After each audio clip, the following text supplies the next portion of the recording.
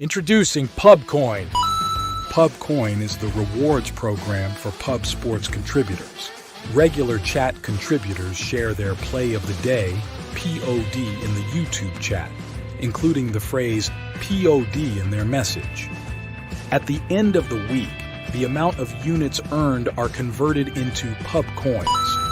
PubCoin can be used as reward points for prizes, shop discounts, and contests. Hey, what's going on, y'all? It's Mills here, Pub Sports Radio. Do you guys want to challenge the personalities here at Pub Sports Radio? Do you guys think you're better than them at entering in your MMA predictions and picks? Would you want to get paid for it? $100? Here's how you do it, man. You sign up right here at the link below. It's just this easy. PubSportsRadio.com. Enter your email. Pick your weekly picks. That's it. Oh, and you get bonus points if you can predict how they're going to win in what round. Every single week, a new winner's getting crowned. So every Saturday on Pub Sports Radio. So come on and check us out. You can win $100 just for signing up. Only thing you need to do is see if you can beat us here at Pub Sports Radio by entering your UFC predictions and picks weekly. Do it. I dare you. See you guys soon.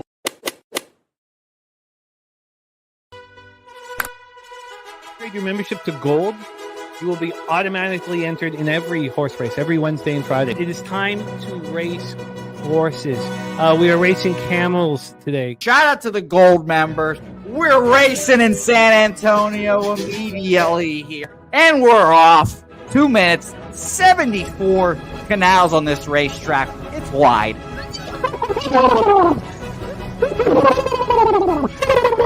We're racing in San Antonio. Matt Wally moving forwardly. Jeff Slaughter in the mix as well. And as is Randall Sheffield, who's put that beautiful nose out front. But it's actually real grass here, Jimmy. Maybe Kentucky bluegrass. Oldie, no! There he goes. Oldie in the lead now. K. Wolf falls back. The horses love it. Sometimes they stop and eat it on the way to the finish line. That's why your horses start so far in the back. Here. Oh, look at Nusquash Allen bursting out here. J-Dub in the mix. Rude Boy up here as well.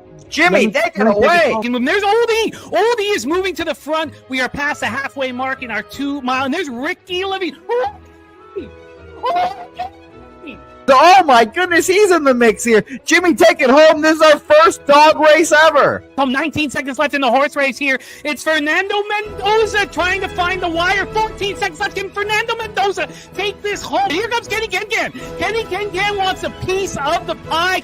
Put his schnoz up front. Ricky Bobby, 9 seconds left. Can Donut Silks make a run? Can Red Small make a run to be $50? Bouquett, you son of a bitch! Here comes Tori Coker. Kenny Ken, Smoke and Mirrors, Director 97. Home. That is the way. Here comes Jason Meyer, the Eldorado Custodian, Billy Friedrich. Jones one, all coming down to the finish. Coin!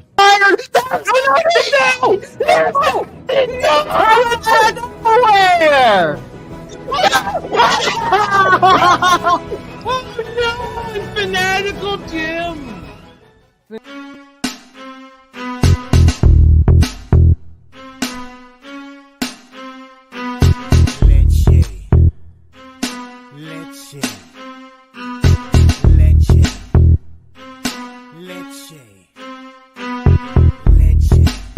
Get 'em, Jimmy, where Loshak at? The bottle's getting empty, I'm the cracking, we stacking. Chips, all of this, what I want, plus money winners, that's what I'm on. You can say I'm gone, I prefer elevated Pub Sports Radio. Time to get educated, Bouquett produced, fade the juice, letting loose with so much abuse that the bookies wanna call the truth. They getting slaughtered, can't forget Jeff and Low Baggers in the chat. That's a little weapon, cause we need, oh yeah, pubbing. We be pubbing!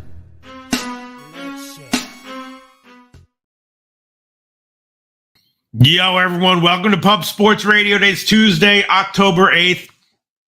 What a show we got for today. MLB playoffs, WNBA Game 5, college football with Dabby Cab again, who nailed Texas A&M last week. We're going to talk the Tuesday game and two games coming up this weekend, including the JMU game on Thursday and the LSU Ole Miss game. And, of course, the first regular season day of the NHL regular season with the return of Mr. Gokster, which I'm very, very excited about, very happy about. Comment section, pressure's on. That's no problem. We love pressure. We want more pressure. However much pressure there is, double it.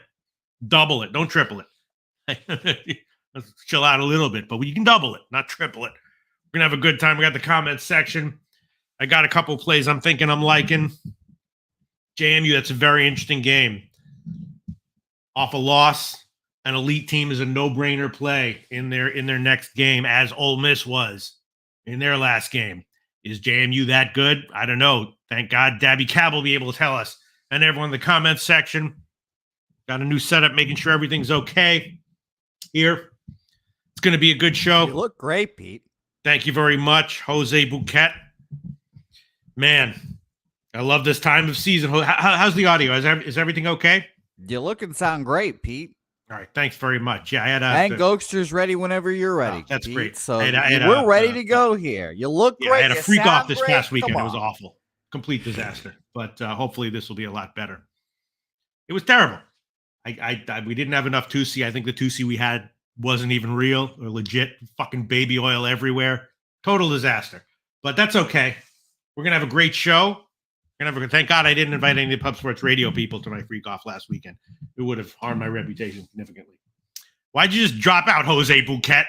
Come back in here. I only wanted you on screen when you're talking about your. Yeah, no, I hear you. I hear you. It's a dangerous topic. A little dangerous.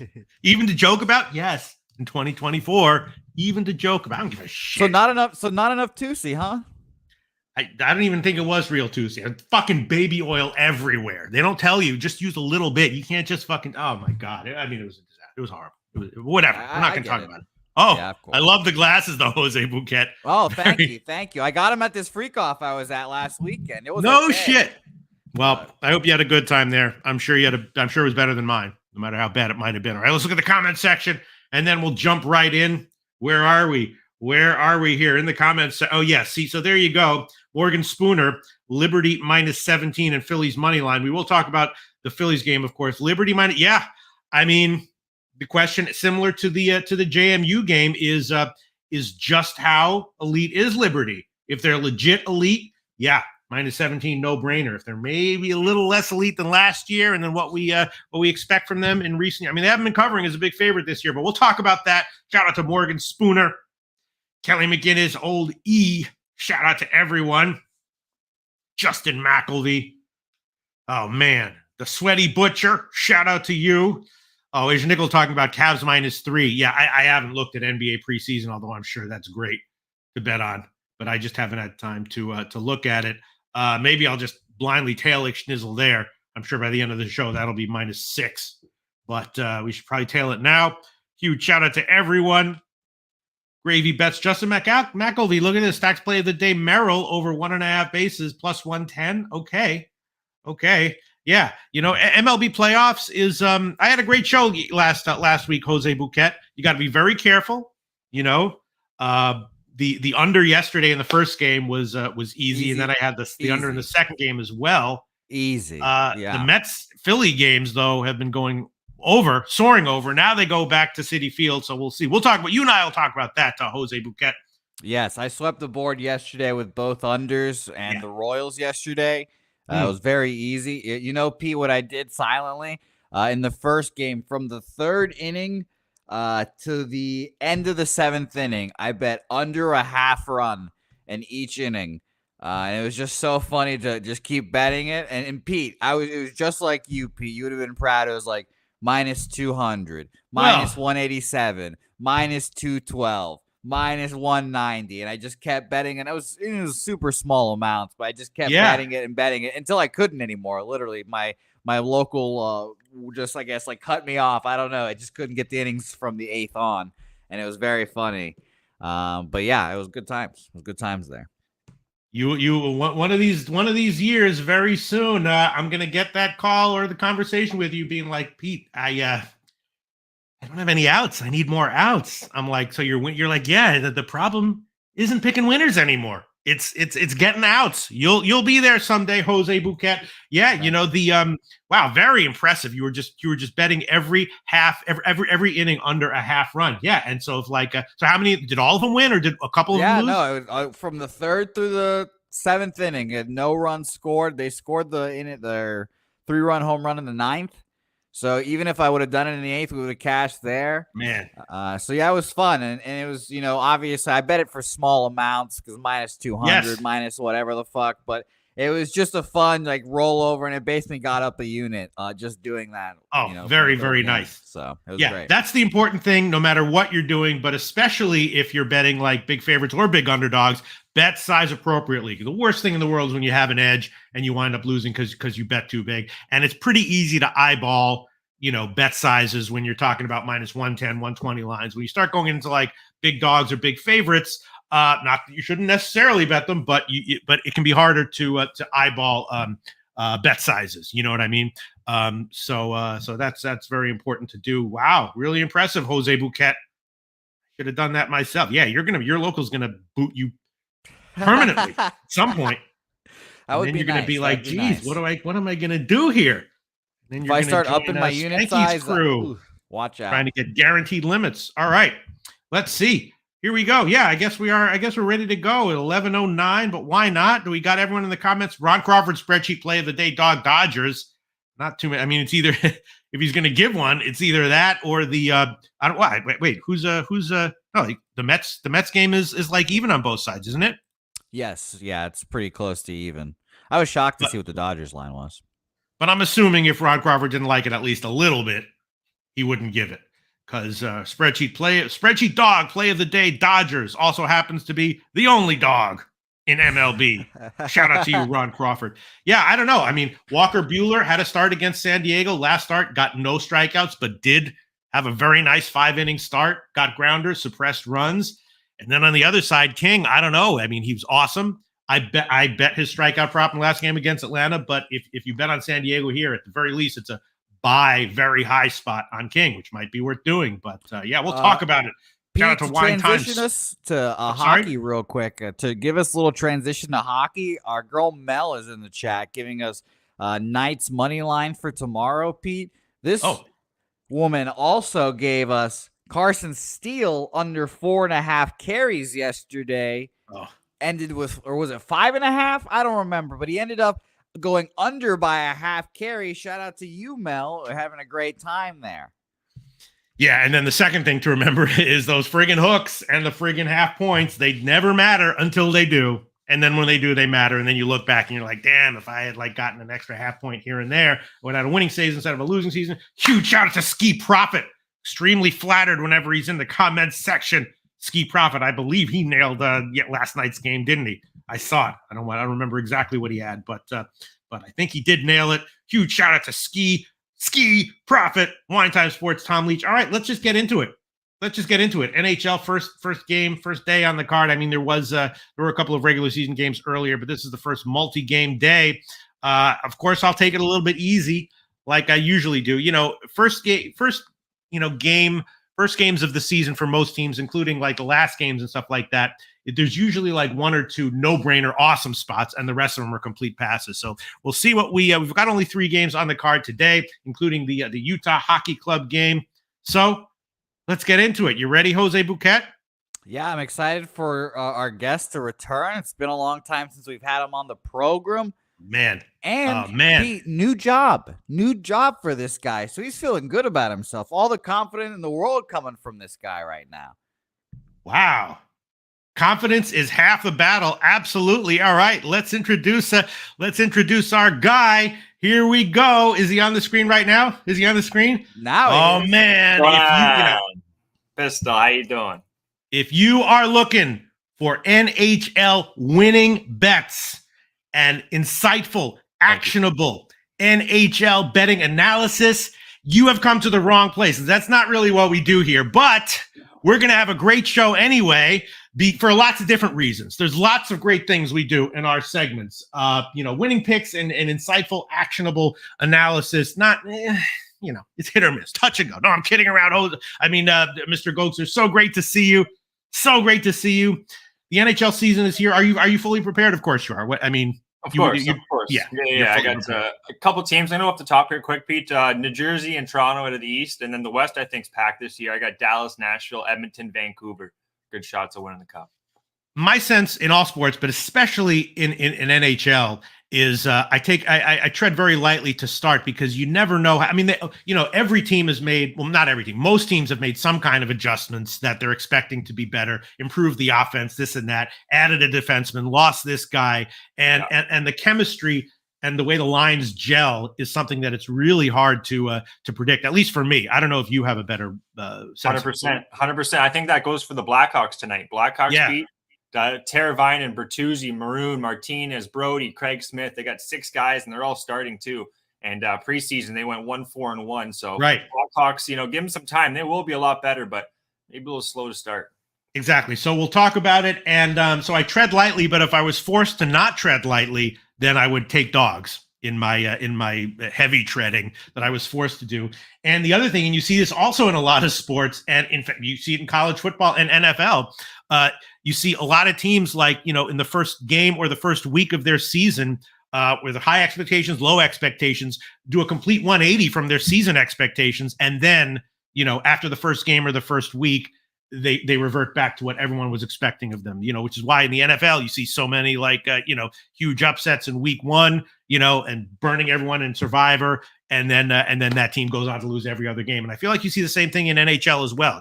Like a team that's expected to be, explosive offensively.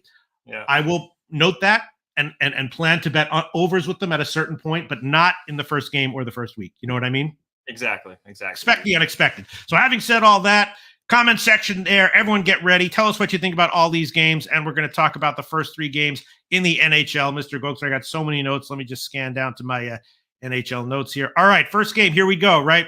St. Louis, Seattle. Both these teams, exactly like what I just said in the beginning.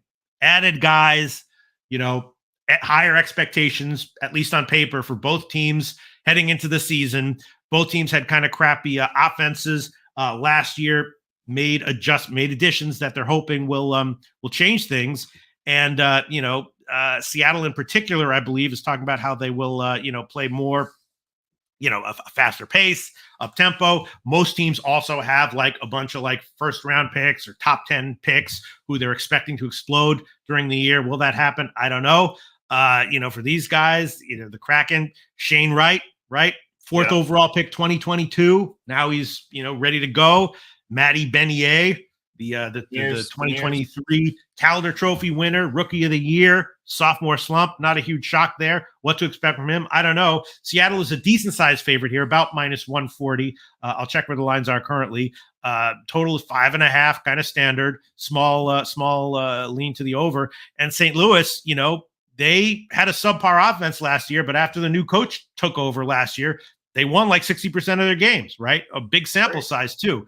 Bannister replaced Berube, and then St. Louis, despite the subpar offense, was a winning team. So I have to assume that's I have no reason to think that won't continue here. As of right now, I think I'm going to pass. St. Louis, went under in their preseason games. Not knowing anything else, blindly, I would take St. Louis as a dog. What's your take here, Mr. Goldberg? Well, the additions from Seattle guys, I think they're going to be a much improved team here. Just looking at their lineups, Pete, they got Yan Gordy, Tanev, and then Ty Cartier. He's a younger player going into a sophomore now. But Shane Wright, you brought him up. He had 3 goals in the preseason. They've added Chandler Stevenson as well. Who else they added? Montour in the back end. Signed the Beniers to a 7-year deal too. So this team's ready to win. It's just coming down to their goaltending. Quick goaltending update here. Preseason numbers: 1-2 from Decord. 59 of 66, not bad. And then Binnington, 37 of 42. So Decord played more games. Binnington, not as much. Kind of get that. But looking at St. Louis here quickly, guys, Kapanen, they added 2 players from Edmonton, Pete, with Holloway and Broberg. 2 good players, too. Young, good players. St. Louis, historically, guys, they have owned this series 7-2. Small sample size, only 2 years because they're a new team. But 4 of the last 6 have gone over the total.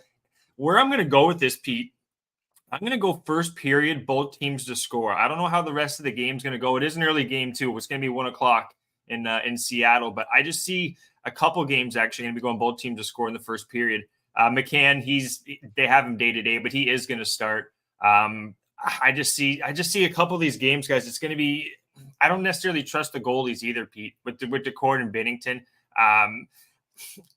I think if anything, guys, I would say this is going to not hurt goaltending, but it takes a while for goalies, I would say, to get into the swing of things, especially goalies like DeCord and Binnington, who aren't exactly like they're no, Bobrovsky or, some of these other bigger name goalies. So I think it's going to take a little bit for some of these goalies with higher offensive teams. You talked about Seattle, how they want to move the puck, be a lot more offensive. They had just a down year last year. They're going to, I bet their over team total, or their over points, can't talk there, Pete. But I'm going to go first period over. It's plus 175 here. I just think both teams goaltending might be, I expect the goaltending could be a weak goal.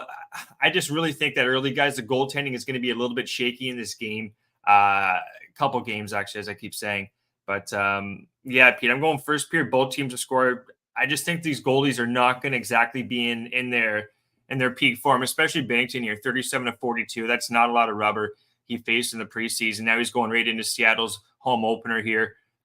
Both teams did underperform in the preseason too, so I think they're going to be ready to fire here early. You could take the over 1.5, but I've done this in the last few years, guys, taking that plus 175 in the long run. You know that, Pete. The juice definitely matters. So. Yeah, I mean, in general, first day of the season, I would definitely be looking almost exclusively at big underdog lines. Makes some sense to me. I don't think I can. I don't want to get too down in terms of units based on picks that in retrospect were foolish. So I think I'm going to pass on this one. Free play, no question about it. I would take St. Louis as a dog. Definitely leaning that way. Let's see what people in the comment. Oh yeah, everyone's talking about Florida. I pay attention to the news sporadically. It's like really bad down there in Florida, isn't it? You pay attention to that? Yeah, as a Canadian, I'm hearing about it too, Pete. The hurricane, what is it? Anyway, they got that bad hurricanes coming through there. Yeah. I think it's gonna miss it though. It should be there. I guess they're saying like mid-afternoon Wednesday, and they should be out of there by 12 o'clock midnight tonight. So the game's gonna go tonight, but definitely on high alert. Hopefully they're okay. Yeah, I sometimes miss out on news, but going on for weeks, man. Yeah. No, I know about in North Carolina, but yeah, there's another one now. Yeah. Yesterday, one of my women was like, "Do you know what's going on in Florida?" I was like, "No, I have no clue. I just didn't look at the news." So let me see. Yeah, Lightning game might be postponed. Prayers for everyone. Hopefully it'll be okay. Irish King likes Blues money line. The line's been moving in Seattle's favor, and even the over, Pete. I was looking at Pinnacle, one of the sites I have here, and from the opener till now, it's moved to the over and in Seattle's favor, especially since this morning, 11-cent line movement I have for Seattle, and then even the over. This Seattle team is going to be much improved. And then, like you said, Bannister, he's from my hometown, Belleville here, Pete. I don't want to say he's in over his head. I don't know. It's tough for coaches to get that, to fill in halfway through the season, and then to actually sign a long contract. It doesn't happen too much in the NHL. So see how he does this year. I would say, if anything, it might be a little bit of a down year. They got two young players in Broberg and Holloway, and then they signed Kapanen as well. The additions from the Kraken long term are going to be they're a much better team long term than St. Louis, I would expect. It's just the first game of the season here, and how bad they were in the preseason, guys. I would expect a pretty high offensive game here. Yeah, I am just seeing that just now. You're right. A substantial move, a significant move towards Seattle, and then like a bigger move to the over. When I looked at this game, it was 5.5, just slightly juiced to the over. Now it's all the way up to 6, almost even on both sides. Wow. There was some questions on McCann, Jared McCann. He's their top centerman or top left winger, also on the power play, but he's going to be in more likely than not. That's what that's telling me too, Pete. Yeah. So it's a healthy team. And there's a couple injuries actually on the St. Louis side. Sundqvist, Krug is out for the season as well, and then Saad, personal reasons. So more I'm thinking about it, Seattle does feel pretty live here tonight. Taking both teams to score in the first period, but I wouldn't talk anyone off Seattle. Right. I hear you. And Ron Crawford, Boston NHL play of the day. We will talk about that game as well. That is a friggin' interesting one. We'll talk about that. Let me see. Irish King 97 says there's rosters on both sides. Did I accidentally say that? Sometimes I say stupid shit like that. Skunt Blaster likes Kraken. Yeah, let's go Skunt Blaster. Great name. Yeah. Yeah, I think the Kraken. I would be, because of how down of a year they had, Pete. They got this Blues team. I don't think it's going to be that good this year. I'd be surprised if they even make the playoffs. Really tough Central. I think the Central is one of the toughest divisions this year too. So, yeah, Kraken feel alive. All right, let me see. I'm looking at any comments just to make sure. Yeah, Tom Leach likes first period over 1.5. Yeah, let's go, Tom. Yeah. And Lucas Ryan likes Blues money line, Blues to make the playoffs, plus 203 units. Right. That is a full season bet right there. He likes Blues money line just for this game, which despite the line move, I would agree with. Let me see. All right. It's winning a pass for me, though. Let's move on. Next game on the card. Here we go. Boston, Florida. Ron Crawford play of the day. Is Boston as a dog to Florida? Florida, of course, raising the banner here. And Boston, I didn't look into exactly how good they're expected to be this year. A lot of the same guys coming back, I believe. And Boston, of course, not only did Florida win the Stanley Cup last year, but Florida eliminated Boston from the playoffs. And I think it was 2 years in a row, right? That's right. 2 years in a row, Pete. Yep. That's right. So Boston also, I saw a stat that they've won 5 straight season openers, which I take with a grain of salt, but it still caught my eye. Mm-hmm. Yeah. Got to think that Boston is worth a look here. The only issue is just that Florida is so damn good, such a deep roster, and they returned everyone, right? They returned almost everyone. They lost Montour, but other than that, they returned almost all of their top guys, right? They added Spencer Knight as a goalie. I mean, that doesn't matter here because I think it is who's starting for Bobrovsky's in. Yeah, Bobrovsky. Okay, sure. But still, the point is Florida's awesomeness, which in the Pub Sports Radio NHL contest last year, anyone who was hip to that, who saw that one coming, did very well in that contest. I did not. I don't even remember. I think I might have taken them to go out in the first round. But this is a deep ass team, and they're all back. So that's scary to bet against, even though Boston is a dog, has big revenge, and is coming in when Florida's raising the flag. Boston is Ron Crawford's play of the day. What's your take on this one, Mr. Gokster? Well, there's a lot of issues with the goaltending here, Pete. Hockey guys will know this. The Swayman was a big issue with Swayman. He held out, didn't exactly want to sign until he got the contract. Then he got 8-8, so 8 years, $8 million. Now, is he going to start? There's been a whole controversy now. At Corpusalo, they said it was going to be the starter, but then they signed him, 2-3 days ago? And now they're saying, well, Swayman might start, but I think it's going to be Corpusalo, Pete. He is 0-1 in the preseason, but 44-47.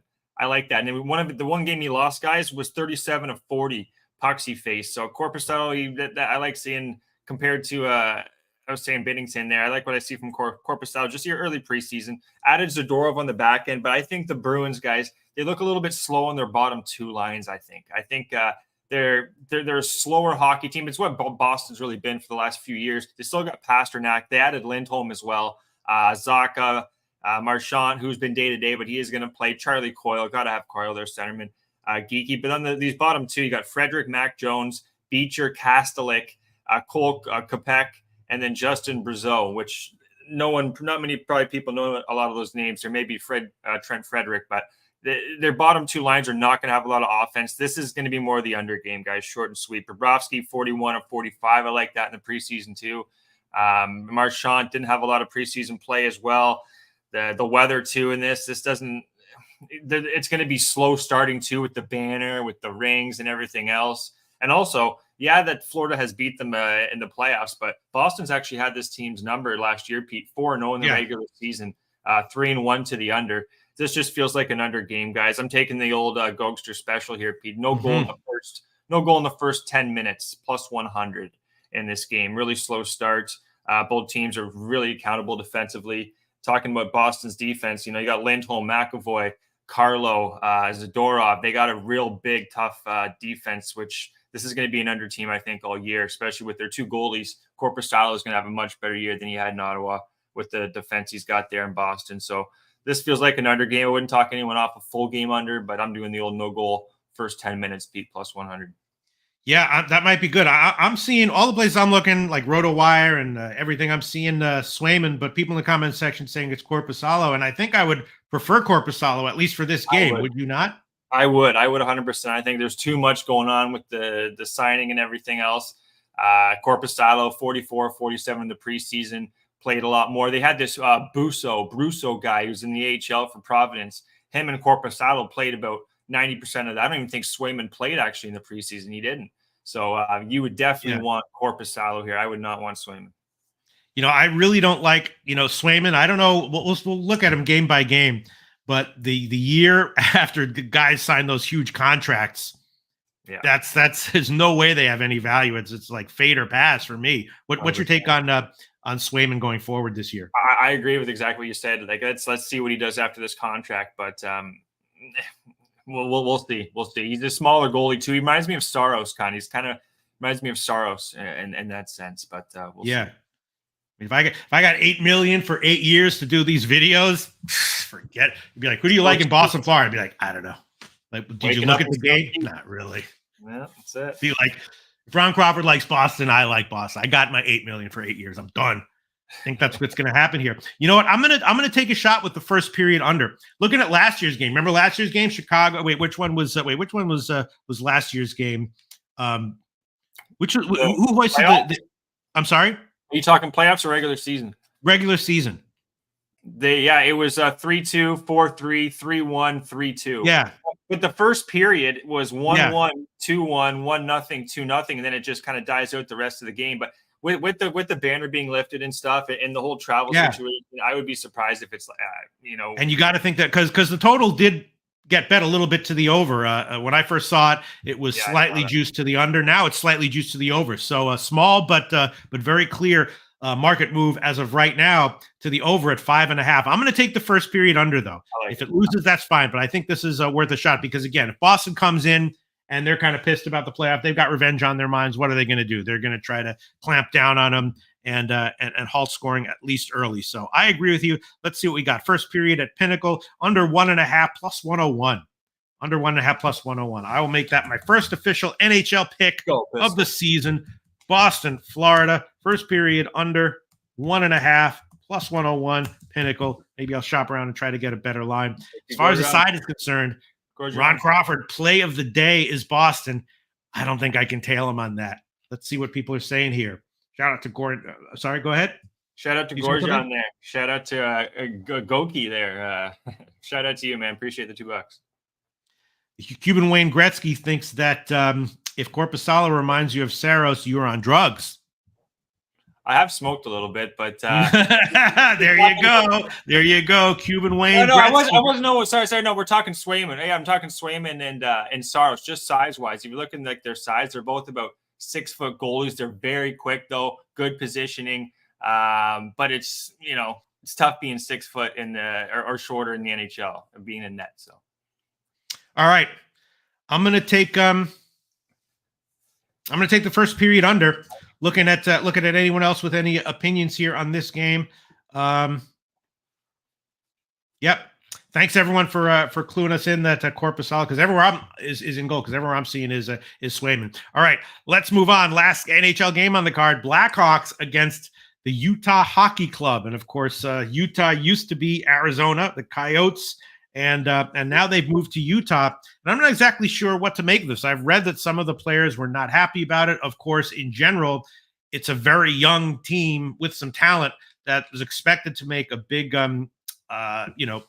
improvement this year. They're a sizable favorite over Chicago, who last year, of course, one of the worst teams in the league, terrible offense, but they got Bedard. They've added some people.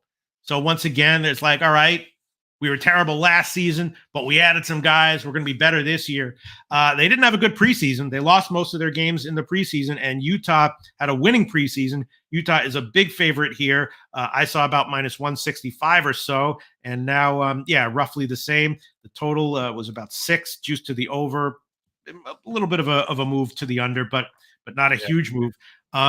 This one, I'm not going to take Chicago here, but Utah as a big favorite, first home game, makes me very, very nervous. Free play, before I hear what you have to say, Gogi, I'd probably throw it on Chicago. Yeah, the more I thought about it, Pete, it's and I don't want to say it's the trap game right here, their home opener. They had a good preseason. Blackhawks looked like shit. But that was more, I think, to try to, if anything, guys, it was just the amount of goals they were allowing. They played Minnesota twice, Pete. They allowed 7 goals. Their goaltending is, Mrazek was 0-3, 81 of 92 pucks. The other guys were 47, 44, 66. He faced 92 pucks, 81 of 92. Defensively, they've added Martinez and Brody, but they still got exposed on the back. And this feels like another, similar to the Blues Kraken guys. I was talking about both teams to score. I don't trust Mrazek. The additions here with Teravainen and Bertuzzi, and also Craig Smith, those are veteran players for the most part, helping out the offense there with Bedard. And if you remember last year, guys, the opener for Bedard was against Crosby. Tough matchup. I think this first period here, both teams are going to come out. The Blackhawks are going to match Utah here. And if anything, I would worry about Utah kind of not being flat, but being their home opener, just like you're saying, Pete. And the line is not moving at all, really. It's staying pretty much the same for Utah. Keller's been playing great, though. 6 points in 3 games in the preseason. I think both these teams have enough offense. Ingram was 49 of 51. How is he going to do in the regular season? That's the big question mark, I think, with Utah. If Ingram can play kind of like what he was for Arizona at times, this team can make the playoffs, but it's going to really come down to their goaltending because Vejmelka, he's not going to get the job done for this team. They add Studlin from Florida. I think both teams to score, guys. First period, plus 155. I think that's live here. Full game over feels live as well. And until the Blackhawks look a little bit better defensively, I know it was the preseason, but Utah is, Arizona from last year, guys. They're a fast hockey team, really fast hockey team. So, give me the first period, both teams to score plus 155. Yeah, the Blackhawks team total is they're getting a lot of respect here. 2.5 at Pinnacle, minus 124 on the over. That I don't remember what their average team total was last year, but it wasn't that. And in the preseason, of course, you take it with a grain of salt, but they didn't light anything up in the preseason either, right? No, and they were allowing a lot of goals. Within time, we're saying off the top, this team will be, I would say, an over hockey team with the additions. He added Maroon too on the fourth line to, if anyone does start to try to mess with Bedard, Maroon's he'll get at you. So this is a much improved hockey team, I think, going forward. It's just their goaltending, man. Mrazek, a lot to be desired with him, I'd say. So, and then Brossoit, he's out. He something happened with him. He's got a medical issue, I believe. So they added him, but now he's gone. So they're gonna have to add another goaltender probably halfway through the season. But this will be an over team, I think, especially after that preseason. Blackhawks, I wouldn't be surprised if they're up in the first period, to be honest. Billy Friedrich looking to back Utah live this season with the elevation. I didn't check historically. Is that something that was also good to do with Colorado? I don't know. Were they better later on in games? Go ahead. To be honest, that is kind of a thing because Colorado late they are always live in the third period. That's very true. It's a very good point there. Looking at Utah just to see how teams are. That's a savvy play by our guy Billy Friedrich. Shout out to Billy in Carolina. Hopefully everything's good with you in Carolina there, Billy in North Carolina. But I would definitely agree with that. Utah, because the elevation that happens with Colorado and the Avalanche teams, Colorado is very live, after the second period. So Blackhawks too, with a very weak goaltender. I would look at them live during this game. And I just said off the top, I think Blackhawks could be up after the first. So maybe that's what I was thinking. But look at this full game. Kelly McGinnis loving Utah. Phoenix was they were a better team than Chicago. Add in and 7-23 on the road. He likes minus 1.5. Irish King likes Bedard anytime goal. I don't mind. My dude likes Bedard to get 3 shots on goal. And Ron Crawford liking Utah in regulation as well. That was my first. I was thinking maybe Chicago as a first period money line dog might be a sneaky, but that might be getting too cute here. Yeah, you got Mikheyev with Bedard and Teravainen, so they haven't played a lot together. That's 60 minutes will be tough for Chicago to win. That's kind of that first period. Both teams to score plus 155. Utah live is also in play, but you got Foligno, Joey Anderson, Dickinson, Maroon, Donato, Craig Smith.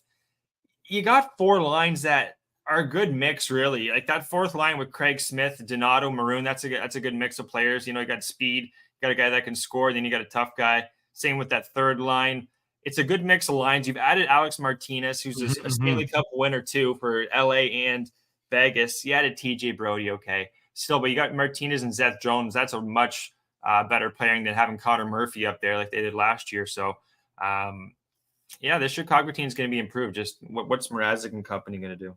Wow, look at this comment section. Billy Friedrich backing it up. See, our comment section talks shit, and then when you challenge them, bam, you get flattened if you disagree. You get your answer if you're asking for one. He says, Avs had 26 comeback wins last season and 11 in the third period, second to the Rangers. Shout out to Billy Friedrich. And my dude likes Bedard to shoot this game and all year long. Yeah, last year, Bedard, he was good. It was a slumpy year, but he was still good. But he had a lot of he was playing with nobody. Didn't go over. I'm sorry? He was playing with nobodies too, Pete. So it was tough for him to get the Teravainen and Bertuzzi. Those are two guys that are going to be able to get him the puck. And then you had Mikheyev.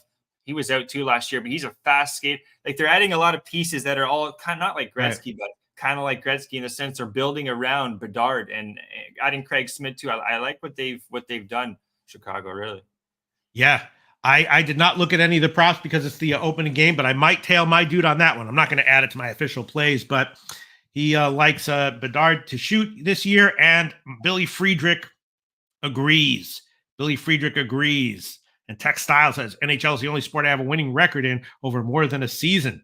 Yeah, it's hard to beat sport. It's hard to beat any sport, Tech Styles. Why don't you come on back this NHL season and hook us up with your winning NHL picks this season? Wow. Okay. I think I will tail that Bedard overshots prop, but I'm not going to add it to my official plays.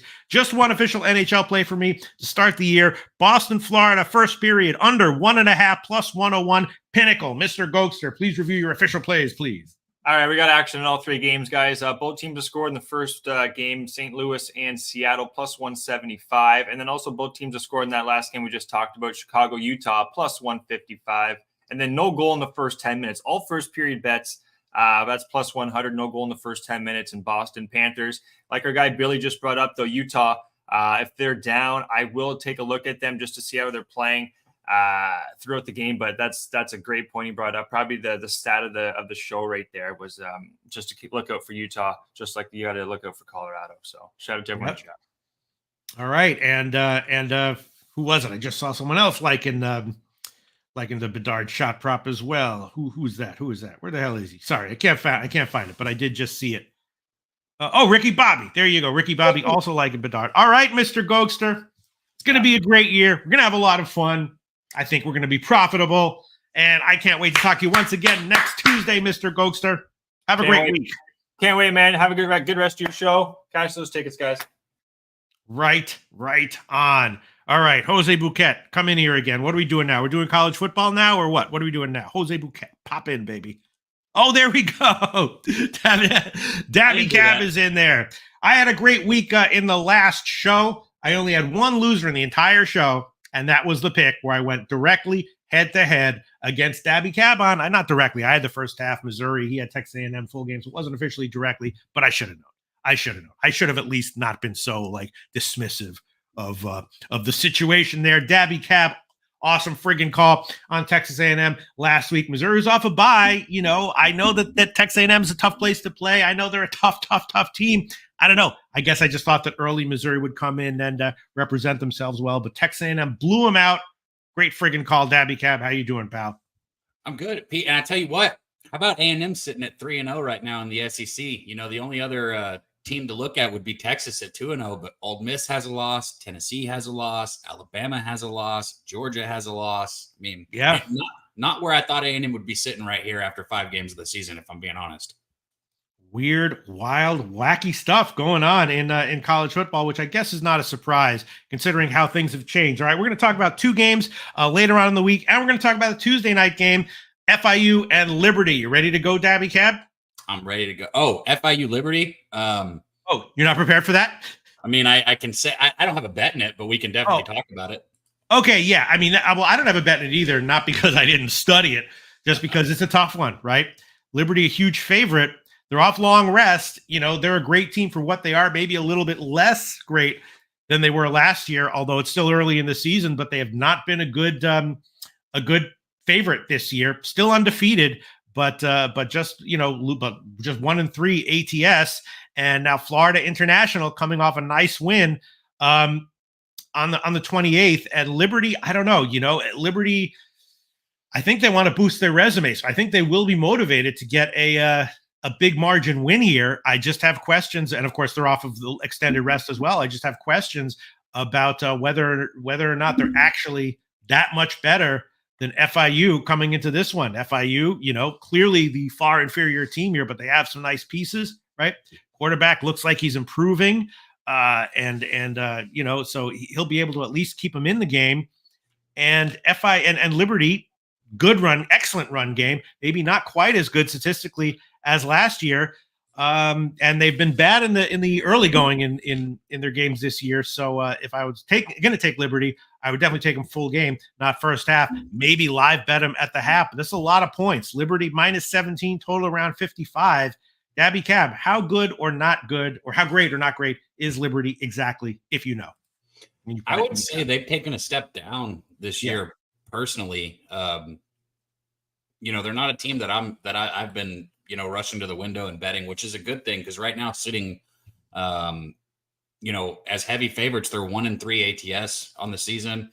You look last year, Liberty did win 38-6 in Miami. So, but I just said it. I don't think this is the same team as last year. I think they've taken a bit of a step down. Now, Liberty's defense is going to be the best unit on the field. There's no doubt about that. But covering 19.5, Pete, I mean, give me a free bet. I'll take FIU. Maybe I take the over with my guy Skunt Blaster. I just don't trust Liberty to cover numbers this year. They're just not the same team that they've been in years past. I think the reason that I stay off, though, is the off week. They've had an extra week to prepare for a team that they should be, much better than. So I'll just stay away. Yeah, I mean, the line is now down to 17, and a huge shout out to Skunt Blaster. Got over 53.5 last night. Now it's, Pinnacle's all the way up to 56.5. So the line has gotten bet up. I was thinking maybe I was assuming that because of the matchups that Liberty would maybe run a little bit more than they have, although they'll probably be successful doing that. So I was thinking maybe a shot with the under just because of an expected game plan from Liberty. And depending how the game goes and what the score is at halftime, I'll definitely be thinking about a Liberty bet at half. Full game, though, it just feels like I got to be leaning Liberty just because they are motivated. You know what I mean? They lost their last game against Appalachian State. They know they got to pad their resume. It probably doesn't matter, but they're going to be looking, especially in this game after that canceled game, to make a statement. So they should be fully motivated to get a margin win, and they're rested. And maybe their struggles this year are just a little bit fluky. It's still a relatively small sample size. And now here they come out and we see them and we're like, oh, they're roughly as good as they were last year. And they blasted FIU last year. Blasted them 38-6. Yep. Yeah, it wasn't close. And I don't have the score, but they won. I know Liberty won the one before that. It was a big margin also. I just don't have it in front of me. Yeah. And the problem is that go ahead. I guess you're right. Notoriously, Liberty should run away with this game. And I get it. It's just the only reason I'm staying away is just because they haven't been covering big numbers this season. So, I tend to look at what I've seen of late. Sometimes that can be a good thing. Sometimes it can be a bad thing. Yeah. The more we talk about it, I don't know if I won't make it official. Maybe I will. I think Liberty has got to be the play because, defense is an issue for FIU and especially against the run. And Liberty should have a better run game than they've had so far this year. And if they do, then that opens up the offense for the quarterback. And now you're talking about a 20-point win at least. So I don't know. Maybe I will make Liberty an official play. Let's see what someone earlier in the show liked Liberty. Let's see. Billy Friedrich, I'm leaning first half under 29.5. Morgan Spooner, I think 17 is the right number. I'm on it. Nasty Morgan Nate, Spooner, I think Liberty isn't looking to run up the score, but they want to win handedly. The books at 1-3 are guessing on the spread. They're going to find the speed spot. Yeah. Nasty Nate said he took the 17 and bought it down to 16.5. Ooh. There's a sharp guy right there, Nasty Nate. Yeah, I'm leaning Liberty. I might add on the and again though, they've struggled kind of early, and with the extended rest, I could see this one being tight early again, and then Liberty runs away with it in the second half. So if it's like tied at the half, and the second half line is Liberty minus 9.5 or something like that. I'll almost certainly be on that. Markel likes Liberty team total over. Sounds like an over. Yeah, it's just one of these things where you expect a team to run more than they have, but also to have more success running than they have. That's tough when you're capping a total, right, Daddy? Yeah, you know what else is tough, Pete, is I don't like it when you don't have a lot of options game-wise, right? Like this is our college football game tonight, and I feel like I'm hearing a lot of Liberty. I don't see anybody jumping out there saying FIU.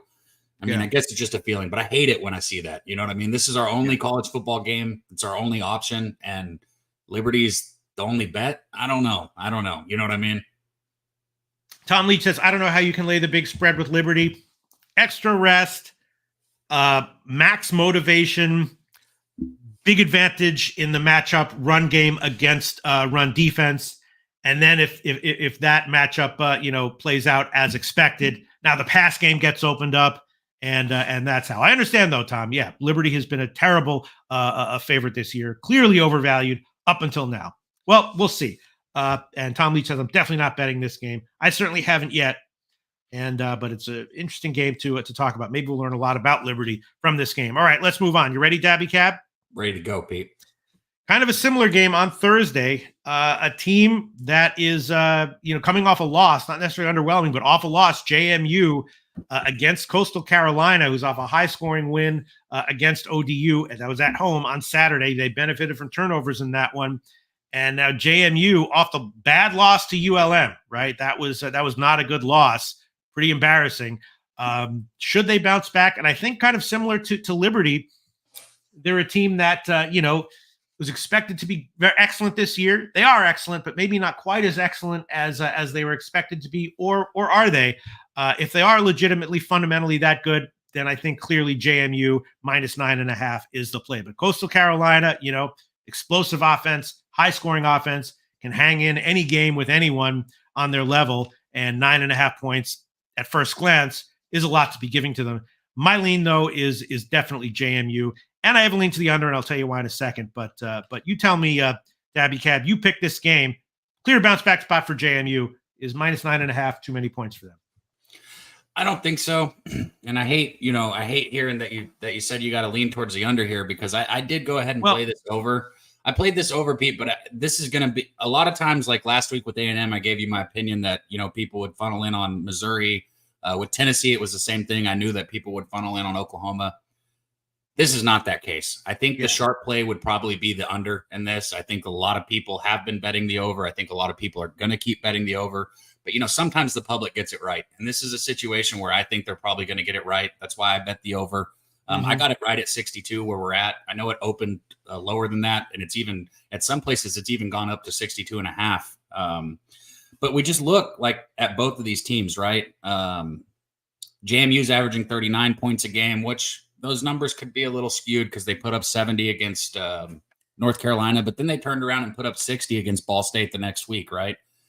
Coastal Carolina, they're putting up 38.4 points per game.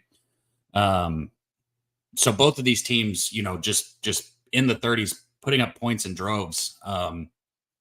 And then you look at their defenses. Coastal Carolina's defense is definitely the weakest unit that's going to be on the field here. They're giving up almost 30 points per game on the season. And I think JMU is really going to exploit this Coastal Carolina defense, which is why I like JMU as a side also.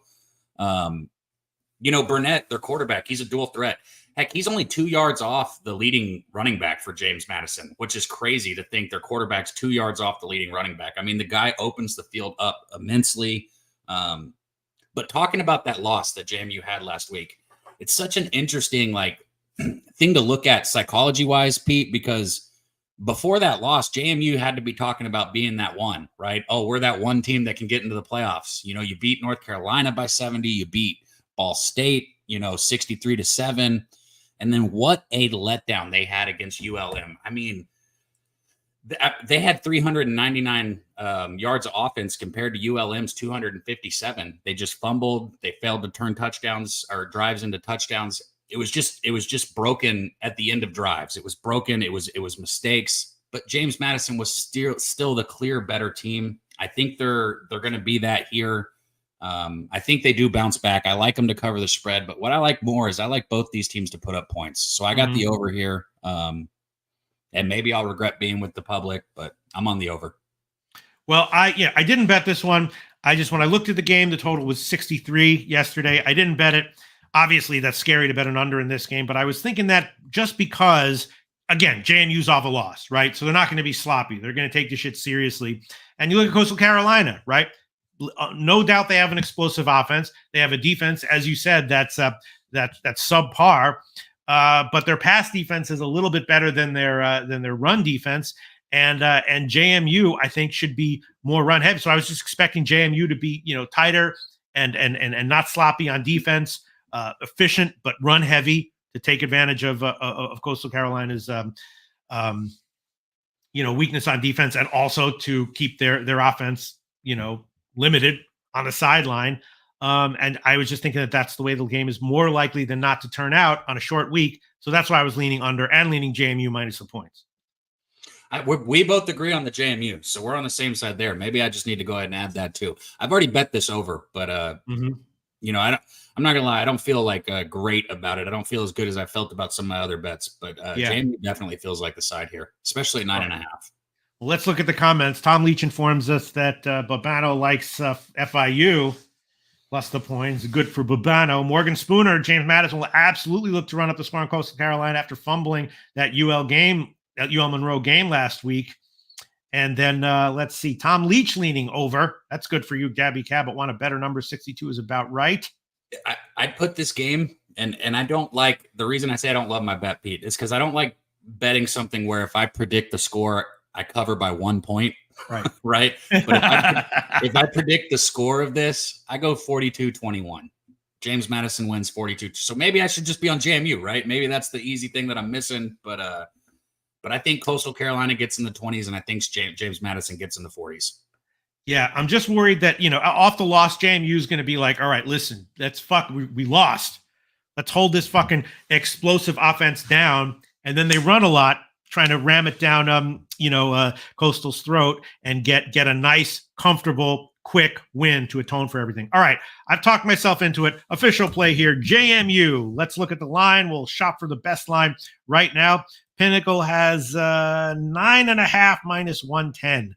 9.5 minus 110. Maybe I should go down to 9 minus 114. You never know what the hell's going to happen in these games. All right, I'll take that one. JMU minus 9 minus 114. Current line at Pinnacle. I'll make that official. Total, I agree. Could go either way. Could be slow early and then explosive late. Explosive early, slow late. Cover or lose one way or the other by a couple of points. I hope you cash your over, Dabby Cab. I'm gonna stay off it. Maybe a live bet. I might bet the second half opposite of however the first half goes. Actually, I'm gonna think of it. There you go. Yeah. Nutflesh said I'm right on track to team total JMU. Now I tell you what, that's a bet that has made me good money this year. And I thought about that too. Maybe JMU team total over is the better way to go instead of taking the full game over. Yeah. Tom Leach giving you props. Love how Dabby's never scared to be on a public side. A lot of cappers would automatically be on the under here. I wonder how Tom Leach would feel about me. I'm scared to be on anything. Any bet I make, any bet I'm thinking about making, I'm scared to make. That's why I try not to think sharp, public sharp. The way I cap is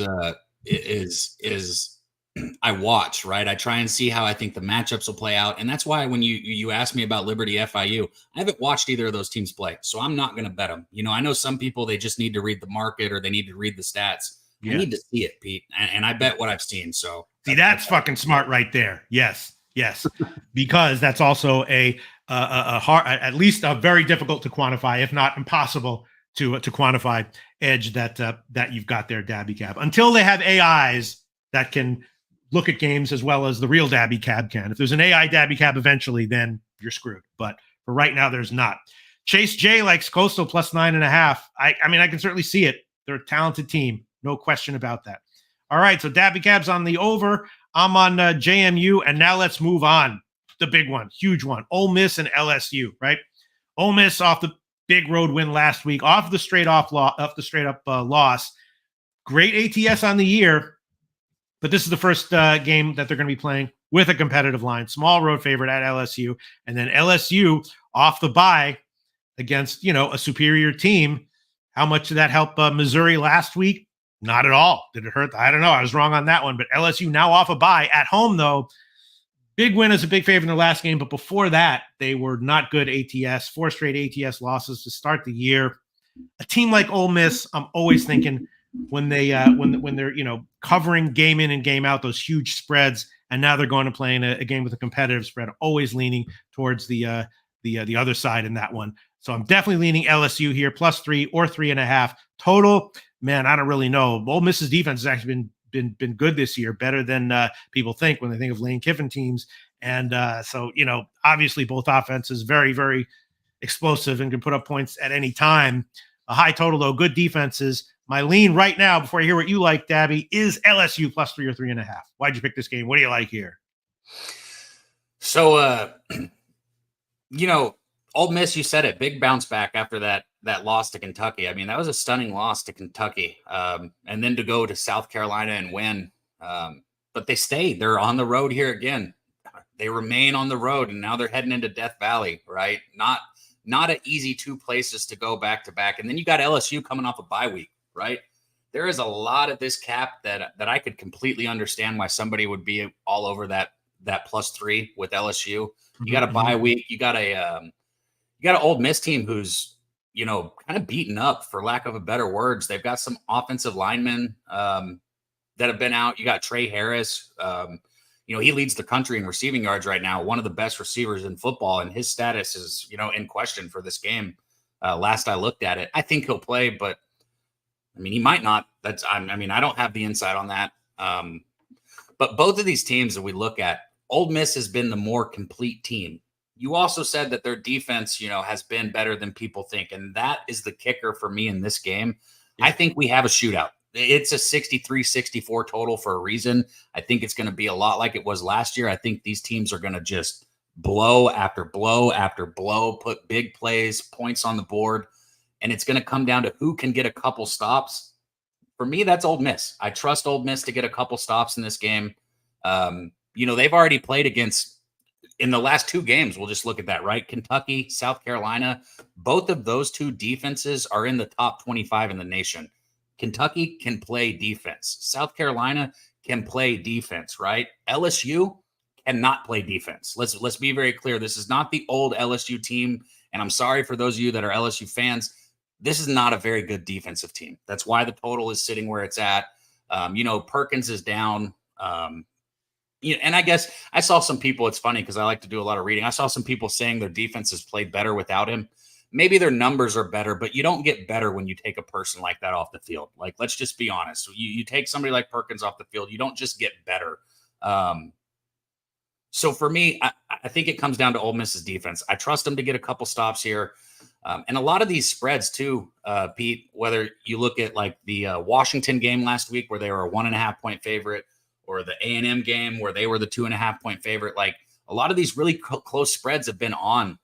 They've been on, and I think it plays towards Ole Miss here. I took Ole Miss at -2.5. You can still get that at a -120 if you want to have the same number as me.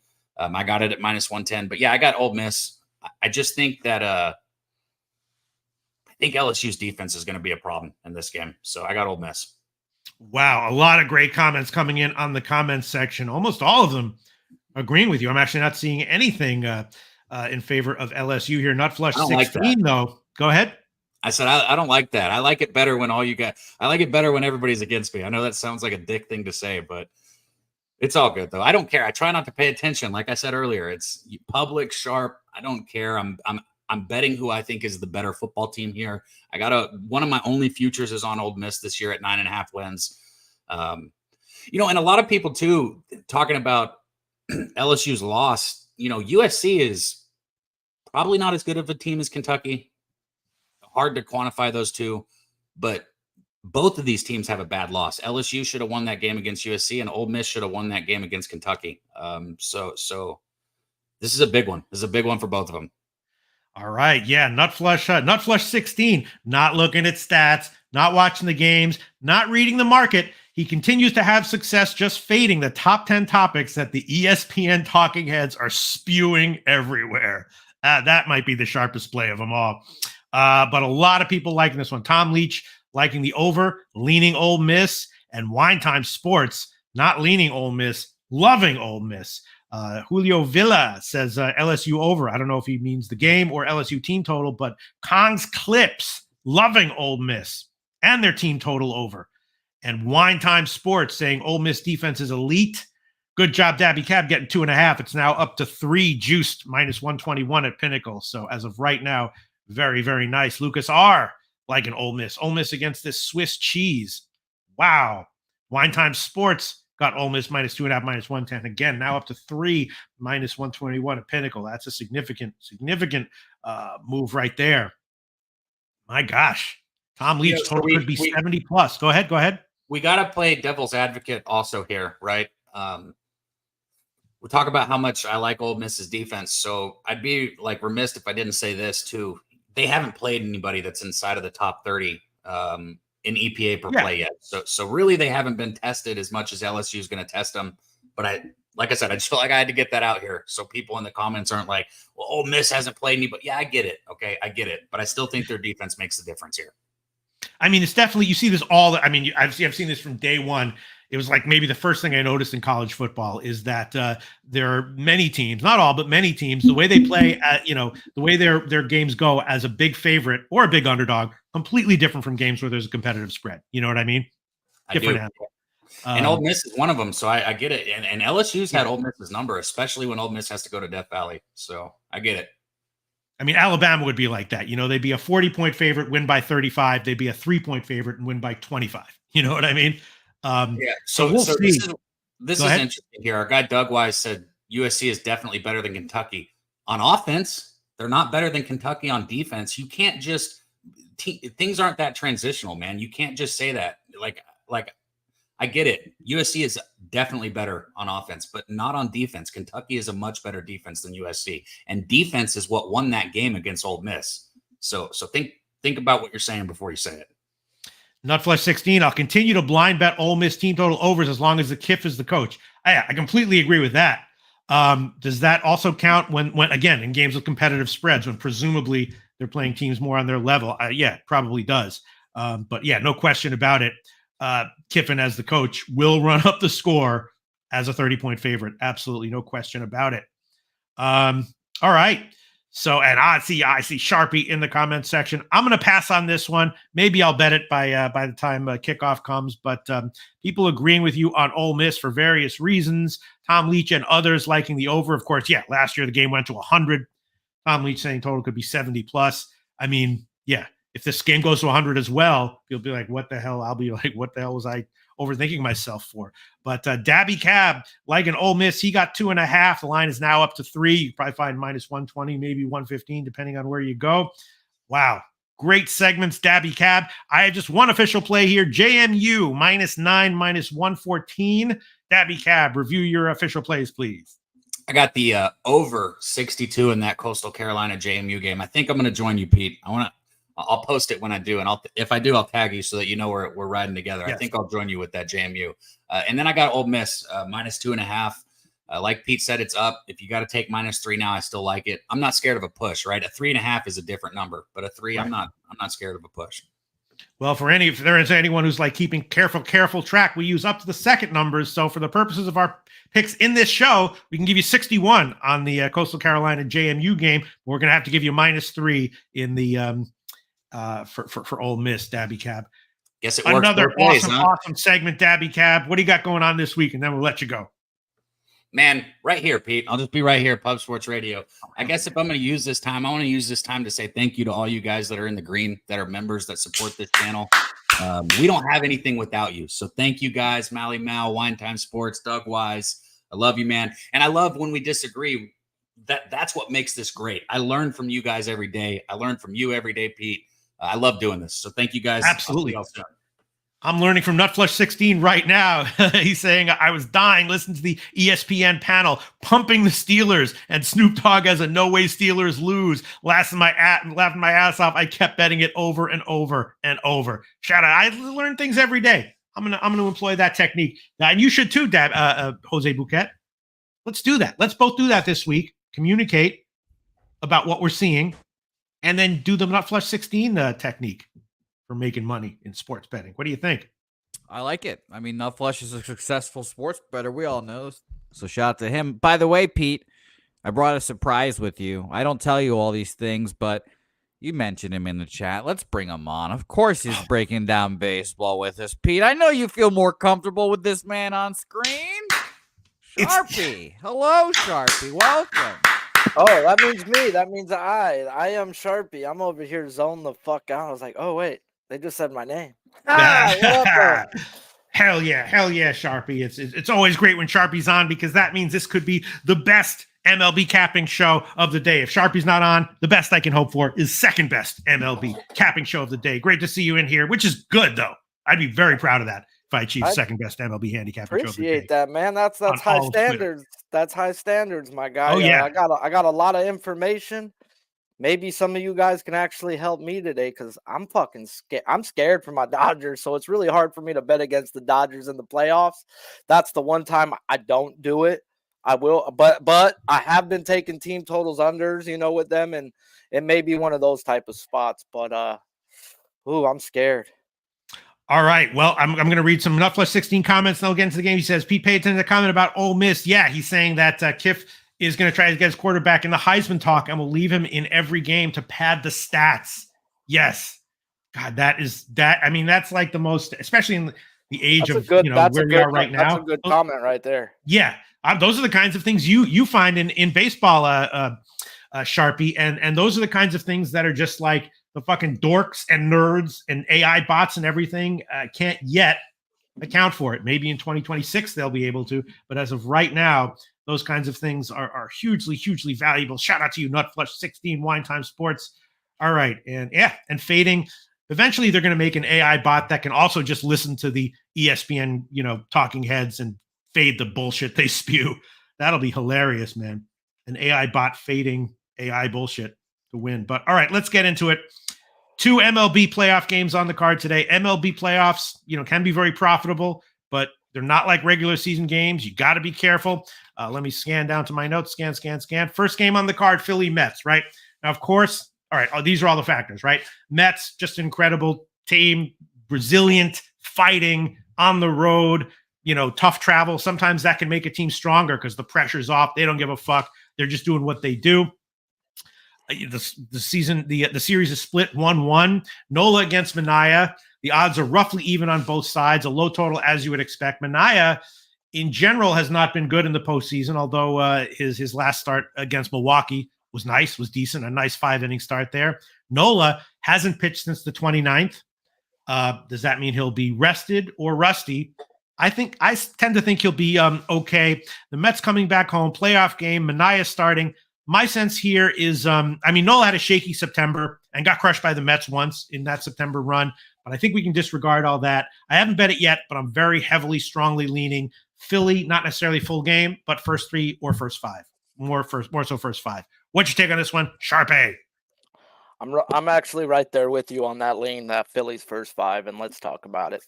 Aaron Nola versus Sean Manaea, 2 division foes who have seen these teams a decent amount, be it this year or career-wise, as Nola has seen this projected lineup over 200 plate appearances in 2 games this year with 2 different outcomes. In May, a complete shutout, and in September 13th, where he got baptized by Mets the Baptists. They're related to John the Baptist, if you didn't know. Well, back to baseball. He gave up 6 runs in 4.1 innings that day, where Manaea has seen this projected lineup over 80 at-bats in 3 times this year, with 2 quality starts where he allowed 4 runs in 13 innings, and then he got hit going 3.2 innings, giving up 6 earns back in June. Now we have 2 pitchers actually going in a different direction. Nola in September has his worst ERA of any month with a 4.91, and Manaea is coming into the playoffs with a solid 3.32 and a nice 5-inning 2 earned run game in the wild card round. Now, I love me some baseball, guys, because most of these guys have been doing it, at least this playoff thing, most of the guys I bet, for a while now. We've got past to look at, and with Nola, guys, he has a career 2.94 postseason ERA. But it's a tad skewed, as in 2022, he had a 4.91 postseason ERA, and last year he had an immaculate 2.35. Well, You want to know what correlates with Nola? Is he had his best ERA in any month in September of 22, and he ended up getting waxed into the playoffs. Last year, where he had his best postseason ERA, he had his worst ERA in September heading into the playoffs. Guys, we have the same spot, guys, that he's in today.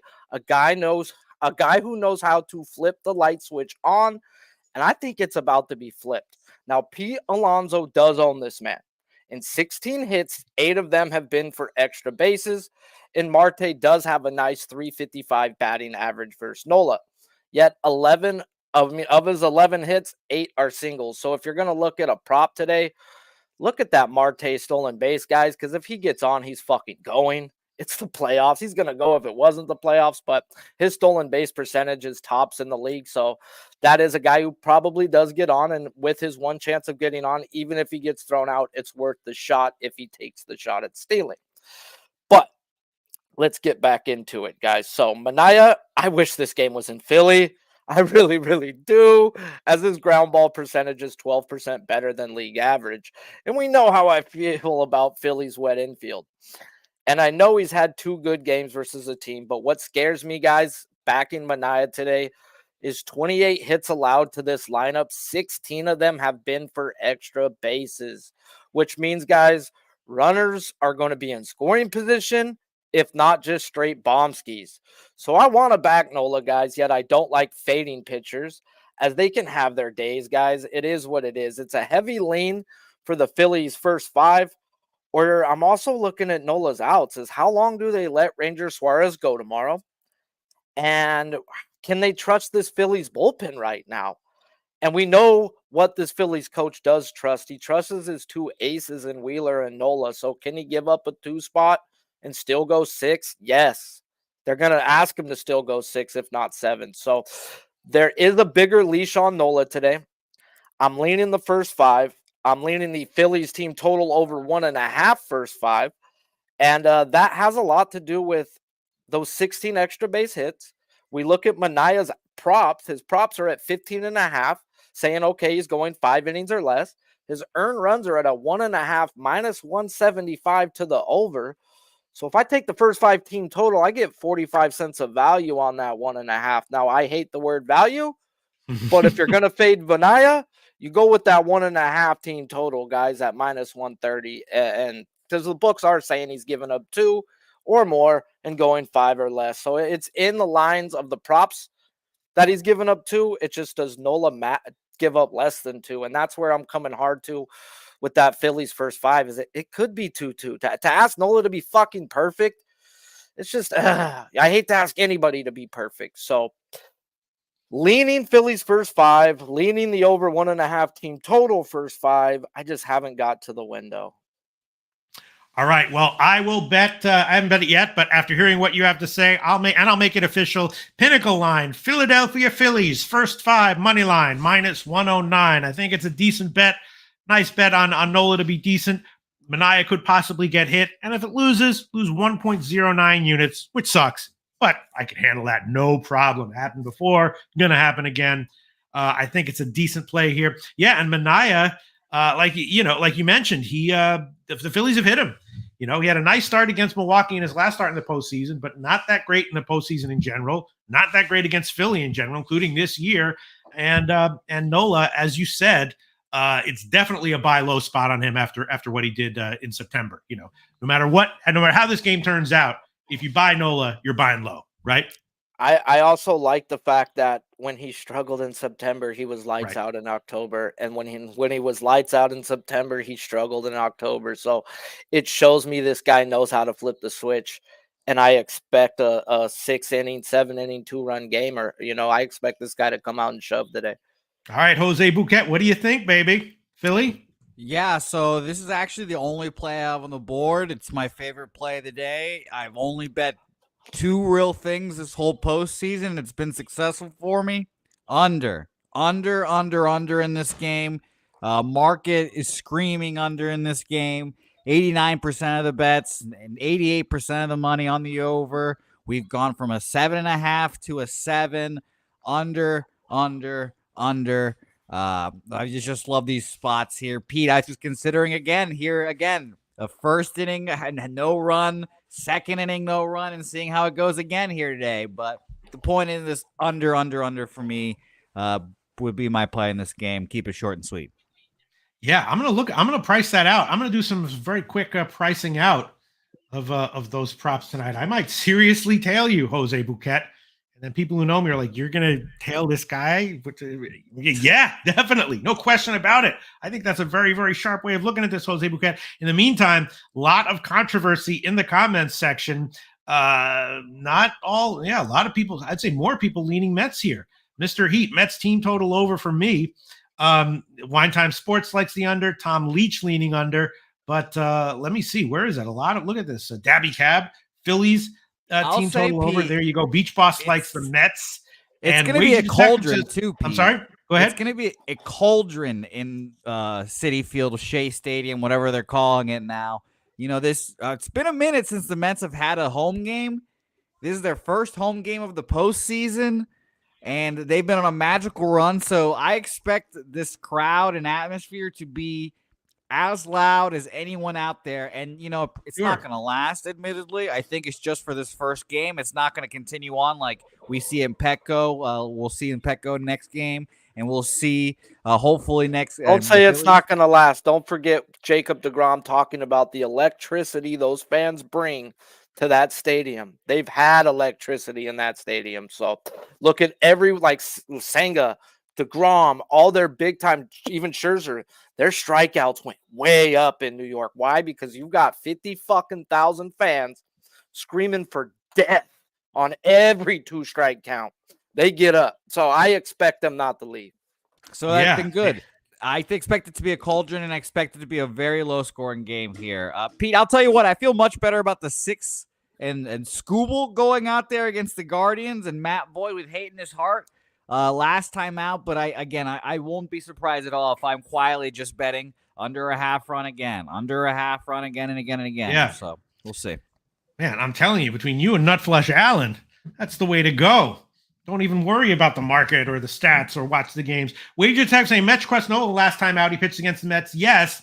And Action Jackson saying maybe Nola was just fucking around to the playoffs. I mean, I think the answer to that is it's really hard, almost impossible, except for a few truly elite people to perform in professional sports at a high level for the whole friggin' season. You know what I mean? I would not have. Hey, great comment. That right there is John Smoltz thinking right there. Oh, we've already got the playoffs locked up. We may see this team. Yeah. Let him hit me. Yeah, exactly. Oh, like that, dude, I would not put that past Nola and JT.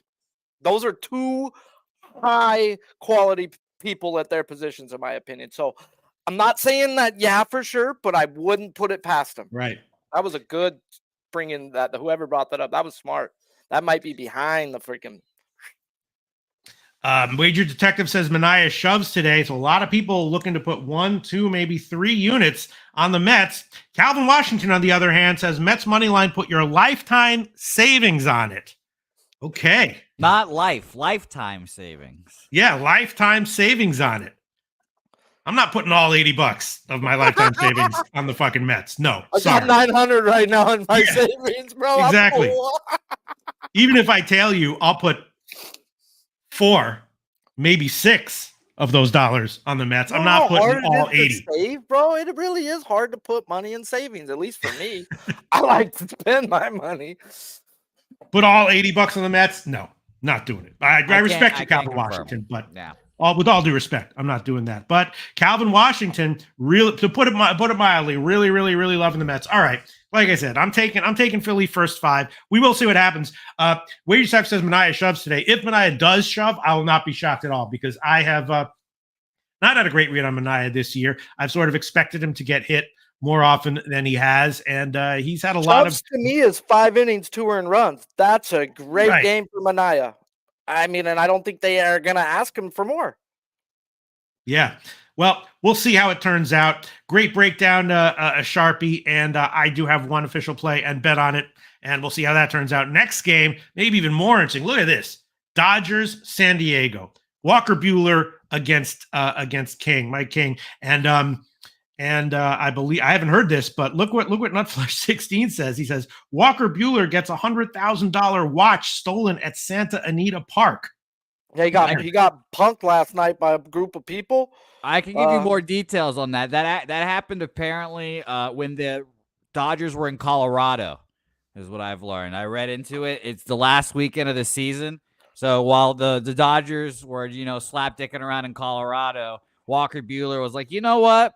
I'm going to the track. Fuck it. And he just goes to the track. So one of us, Walker Buehler, respect. I mean, I forget sometimes that these are real, actual human beings, not just random number generator robots. And yet that's got to affect him. Buehler, of course, to start the year, awful. Jimmy the Bag told us about that right at when it happened. Then afterwards, though, he started to get impressive. Noli knows clued us in to that a little bit. He started to get strikeouts in his last start against San Diego. Of course, San Diego doesn't strike out. He didn't get strikeouts in that one, and I did bet his under strikeout prop, but it was an excellent start. Bunch of grounders, 1 run, 5 innings. So Buehler is definitely not an auto fade. Exactly what condition is he in here? I'm not exactly sure.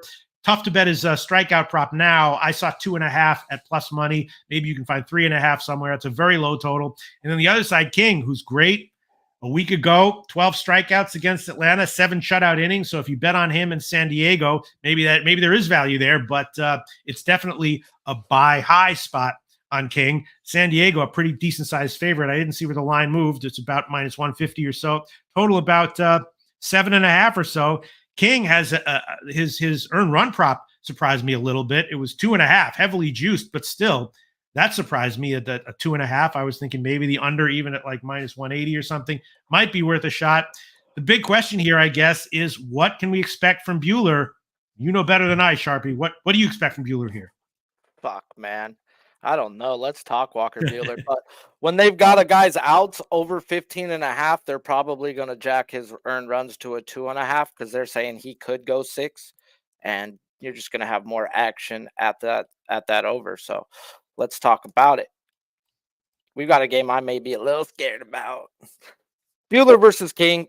2 pitchers going in different directions as Walker Buehler has a September ERA of 4.4, yet it is tied for his best month this year. Oh, God.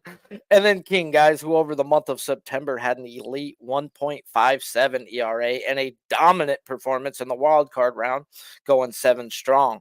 Both these pitchers have seen these teams. Buehler 2 times got smacked in May, and his last game where the Dodgers clinched the West, where he went 5 innings of 1-run ball, yet only had 4 swing and misses. King, guys, seen them 4 times this year. 1 time out the pin in Korea, where he got waxed. Then again, a few weeks later, got waxed again. Then he shut him down with a 7-inning masterclass, and then 15 days ago, 5 innings, 0 earned runs.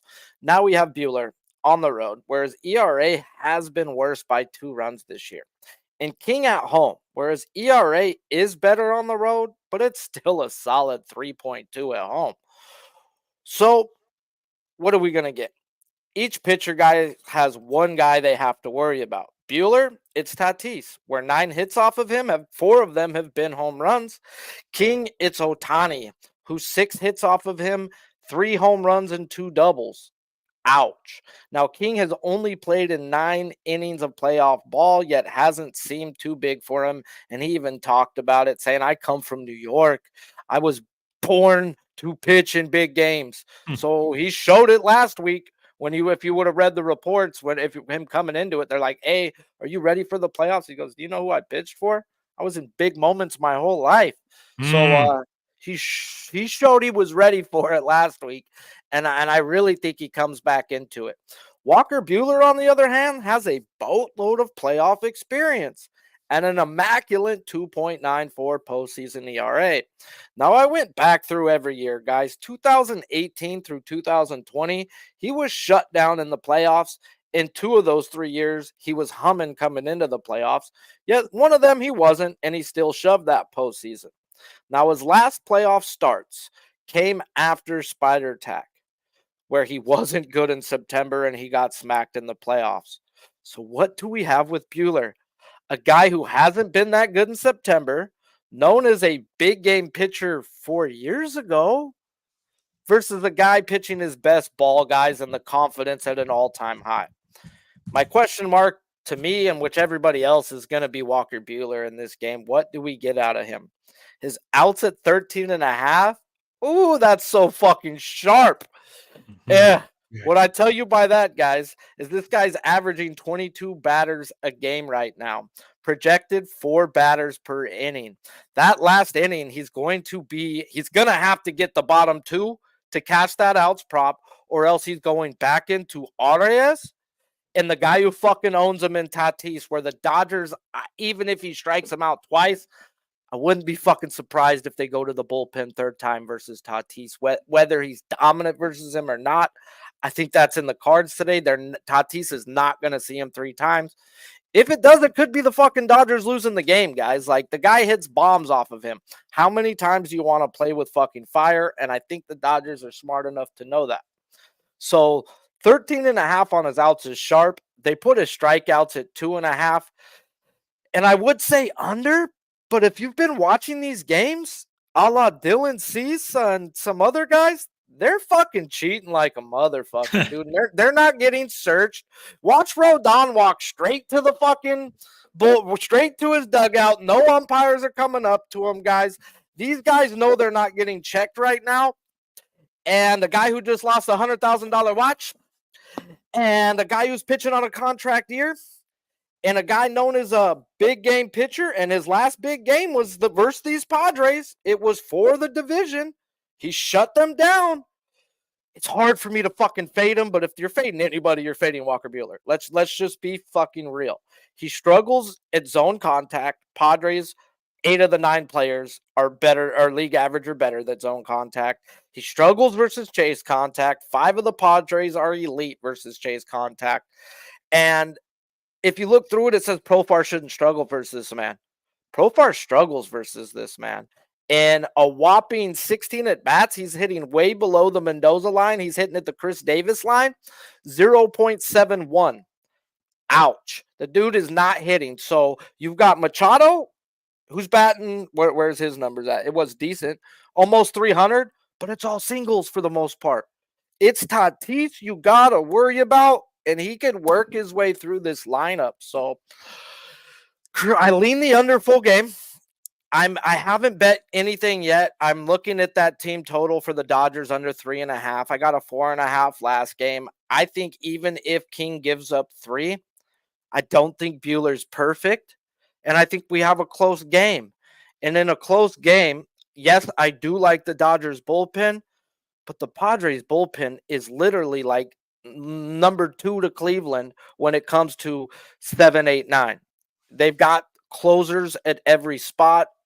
And if King gets him 6, 3 or less, I may look to get back in. But I'll probably be on the Dodgers team total under 3.5. I haven't bet it yet. That's like my strongest lean right now. And then I'm also going to look to live bet it again, the team total under. If the Padres have the lead after 5, I'm not saying 6 because we're going to lose all value in a team total. If the Padres have the lead after 6, because they're the home team who's not projected to at bat now, you're going to get like a half a fucking run. We can get a run and a half if we get in at the 5th. Say the Padres 3-2, 3-1, 1-0, 2-0. Padres have a decent close lead. We know what we're getting from the back end from them. We're getting shut down fucking baseball when it gets to 7, 8, 9. So looking towards the 3.5 team total of the Dodgers, I hate fading pitchers. That's just something that I don't do personally. It doesn't work out for me. Like if I go fade Sean Manaea, he'll throw 7 fucking innings. Like that's how it works when I try to fade somebody. But I do want to back King and that back end of the Padres pin. If it's a close game, if the Padres have the lead, I'll get back in. So you've really noticed that that they're not checking the pitchers as much as they normally would? Bro, Dylan Cease goes to his hair on every slider. Bro, I've got pictures of Dylan Cease wiping shit, dog, that I'm freeze framing. Clack, like, bro, don't get thrown out. I'm throwing these in my group chats like, bro, we're fucked if they check them. But no, dude, they're not checking these guys right now. And spin rates are all back up to like pre-checking things. So yeah, they're not checking. Walker Buehler strikes out the side of the first. Hammer the fucking under. Wow. All right. Well, I was gonna give 2 official plays. I was gonna take the under. It's now gotten bet up to 8. You can get 8 under -115. And I was also going to chuck on Buehler under 2.5 strikeouts plus 130 Pinnacle, thinking that that's a good bet. If it loses, you lose a unit, but that it's a good bet, and that he's probably going to struggle to get strikeouts again. Even though before the last Padres game he was starting to get strikeouts, but now maybe that's not the case at all. I hope he doesn't go out, but we're talking a guy who knows if he pitches well tonight, he's getting paid next year. This is fucking more than just a game for him. This is his paycheck. This is his bottom line. This is his dollars. So for me to want to fade a guy in that type of situation is fucking hard. Yeah, I don't necessarily think that betting his under strikeouts prop is fading him, because if he's getting grounders, he'll have another strong 5-inning start with 1 or 2 strikeouts, Yep. I mean, it's hard. It matches up to where Tatis definitely can strike out more than one time versus him. He's the only guy you got to be like, but he can also hit home runs. He's also the guy that hurts him. So when you're hitting home runs like that, you're also striking out. So he's swinging for the fences every time off of Buehler. So he could be 2 at worst. And now you're fucking with does he fall under anybody else? And that's where 2.5s get scary. Yes. It's like, bro, you can get an umpire who fucks you on that. Sure. Oh, of course. All right. I'll make the under 8 -113 current line at Heritage an official play. I guess I'll pass on the Buehler strikeout prop. Jose Bouquett, what are you going to do here? Yeah, so I don't have a straight bet on this game. This is my more casual and watch this game. There's so many good storylines going around this game as well. Again, this is Padres' first home game this postseason. Very much going to be a cauldron in there. I mean, if you're on Twitter, I'm sure you've seen the videos of Manny Machado fucking chucking a baseball at Dave Roberts. That whole thing. We're going to see two very fired up baseball teams coming in here. I am praying that first pitch to Manny Machado is inside, and that will start the real flames in this game. And that will get everyone going. Machado will start talking shit. The whole thing will happen. Now, BJ put a good comment in here, and Freddie Freeman left game 2 early. Last time he's been dealing with an ankle. We had a 10-cent movement up towards the Padres here, -141 opener, -153 now. He thinks it's Freddie not playing. I kind of, I don't know. I forgot exactly what time of the game they took him out, but, if they're getting their ass kicked at that point, maybe they just take him out because, we can leave him here. But I don't know anything about Freddie. I just think that the Padres are the right side here, honestly. And I agree wholeheartedly with Sharpie. I don't want to fade Walker Buehler. This is maybe his last start as a Dodger going into free agency here. This is like all the emotions, everything coming out here for the money here. And I'm a little worried about that aspect, but Padres are just really, really good. And I think they're -150 for a reason. So my casual, which will be an official bet here for me, I just went ahead and put a parlay together because, Pete, I didn't like what you were saying about this earlier, but I don't think the Florida Panthers will be very focused on today's hockey game. So I just put the Padres and the Boston Bruins together, moneyline parlay, plus 288 combined. It'll be a nice little sweat there. But I do think the Padres win this game. And I just, at the end of the day, I just don't trust Walker Buehler. But I think the Padres win this game too. It's just the thing is, Walker Buehler, he gets 5 innings, and then we get, all the rest of bullpen. I'll take my chances with that. I really will. So, yeah, Padres for me in this game. I don't have a straight bet on it, but I think the Padres win. And if I took San Diego in last week's game, the similar favorite line, and people were saying, no, don't do that. I don't know. I mean, it was an easy win. In retrospect, let's see what people in the comments section have to say here. Dougie-wise, parlay the Dodgers plus 1.5 with something else. Yeah, the San Diego Brawl would be good. Dodgers San Diego Brawl would be good for baseball. Yeah, I agree with that. Let me see. All right. I'll hold off on Walker Buehler. I'll make the Dodgers the full game under 8 minus 113 Heritage and official play. So I just have 2 official MLB plays here. Philly first half money line minus 109. That's Pinnacle, and the Dodgers game under 8 minus 113 Heritage. Sharpie, you haven't made any bets yet on either of these games? I'm terrible, right? But I know I'm not yet. Fine. Haven't pulled the trigger on nothing. I don't want to fucking just jump just to jump. I just want to keep dotting. I have all day to just Right. I like to figure out what can go wrong, and then try. So I'm gonna keep beating my head up against. I'll probably re-listen to myself because that fucking helps sometimes. Because you know, it's like, bro, I'm gonna give you the information, make your own bet. And then sometimes you forget the own information you gave out. You're like, what? Why'd you bet that? You fucking told them not to. And you're like, because you're a cuck and you overthought it. So try not to overthink in the playoffs. Trying to just go off of what you know. And that's what I'm getting to right now. It's just, okay, what do I know? I know the Phillies are going to trust Nola. That's what I keep coming back to. I know the Dodgers aren't going to trust Walker. They don't trust him. But they got a bullpen day fucking tomorrow probably with half of a bullpen game today. So I don't know, man. There's so much going on to it. The Padres are set up way better. They have the better rotation. They have the better bullpen. I'm not saying the Dodgers bullpen sorry. So I'm going to smash the live under if the game's close. I trust both bullpens. I do trust the back end of the Padres more. You know, who couldn't say no to Adam, Scott, and Suarez? Like, really? But Kopech, Trinan, and our boys, and Hudson and Phillips and them ain't too shabby either. So, we've got a good bullpen too. Wouldn't be surprised if it's 3-2 either which way coming out of 5. And then I can get a 9.5. Right. But either which way, it's 8.5 if the Padres are leading, 9.5 if the Dodgers are leading, because then you got to project the 9th inning at bat. So either which way, I don't think I'm going to lose much on the under.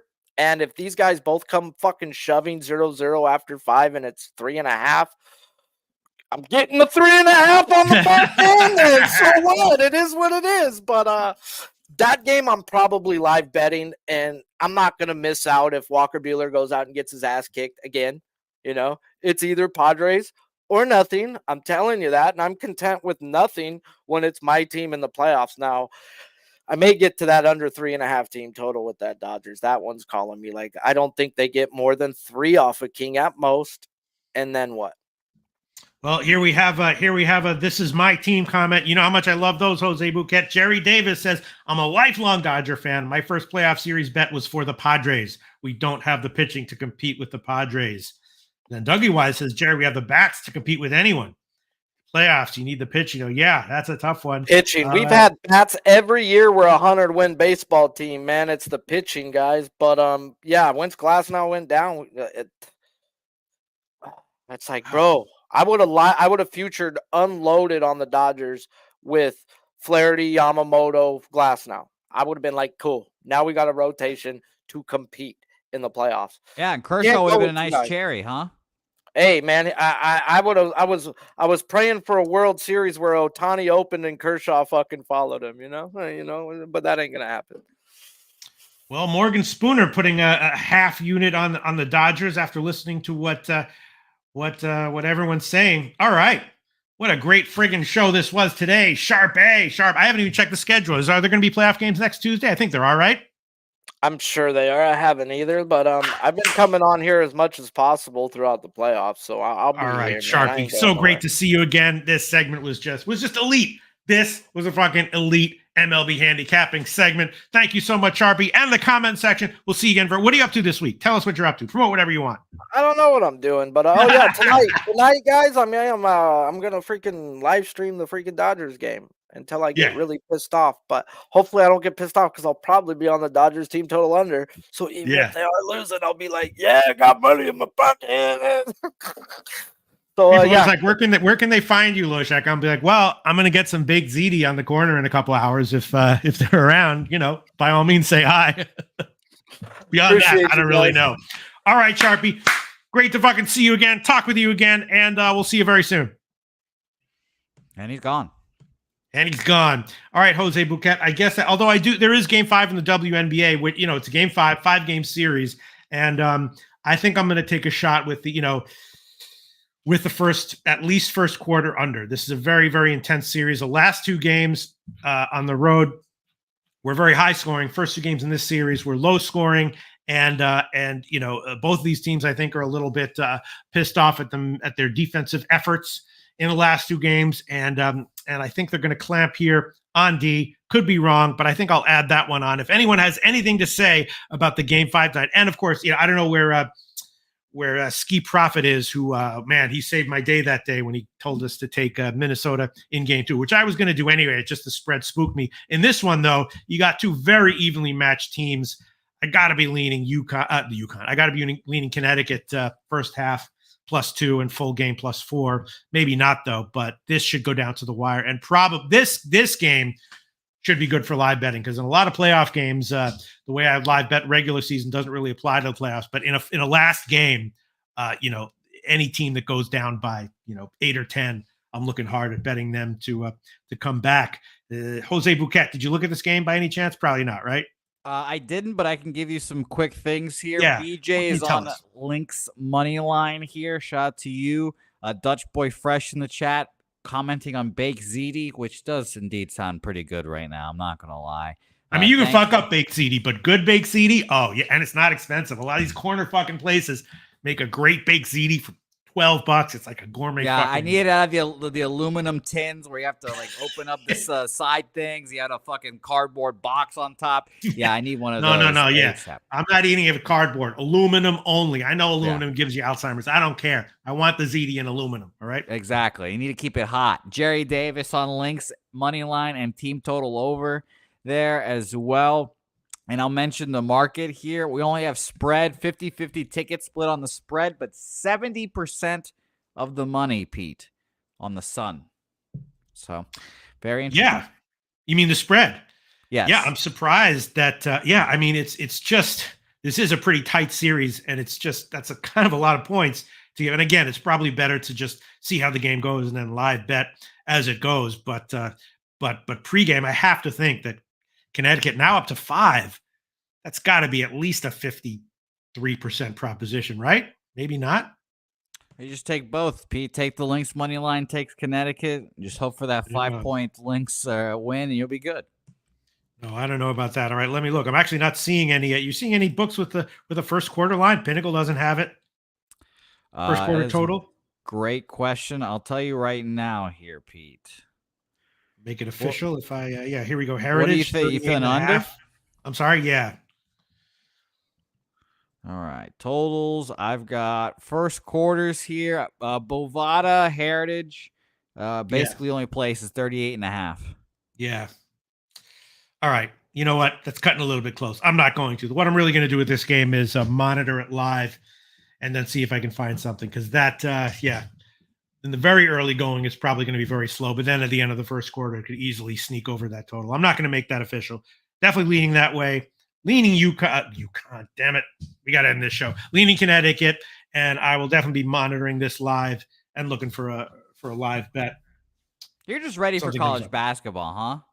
Oh, gosh. Dan Hurley in the mind, 3 straight championships. Yeah.